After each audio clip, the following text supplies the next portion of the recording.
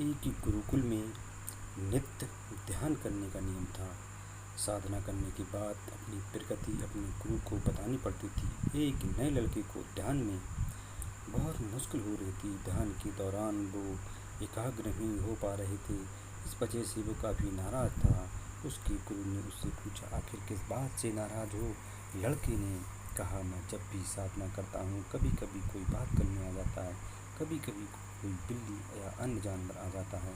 गुरु ने लड़की से कहा कि तुम अपने आसपास की हर चीज़ पर गुस्सा कर रहे हो, जबकि ध्यान का वास्तविक उद्देश्य गुस्से से बचना है। आपको अपने आसपास के लोगों, जानवर और चीज़ों से परेशान हुए बिना ध्यान करने का तरीका खोजना होगा। फिर वो लड़का गुरुकुल के बाहर एक शांत जगह की तलाश में निकल पड़ा।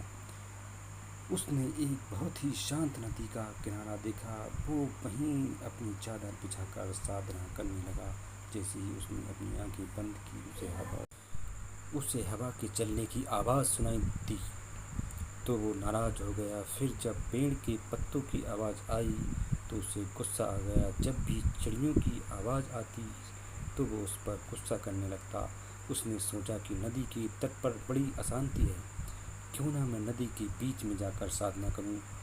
वो एक नाव में बैठ गया और नदी के बीच में चला गया और वहाँ उन्होंने ध्यान करना शुरू कर दिया। नदी के बीच में ध्यान करते हुए लड़का अच्छा महसूस कर रहा था। फिर वो रोज़ नाव में बैठकर नदी के बीच में जाकर साधना करने लगा। अब वो खुश था कि कोई उसे परेशान नहीं कर रहा था और वो ध्यान करने में सक्षम है। एक दिन नदी में ध्यान करते हुए उसने पानी के छींटे मारने की आवाज़ सुनी। जब उसने अपनी आंखें खोली तो उसने देखा कि एक बड़ी सी नाव उसकी ओर आ रही है। उसे बहुत गुस्सा आया।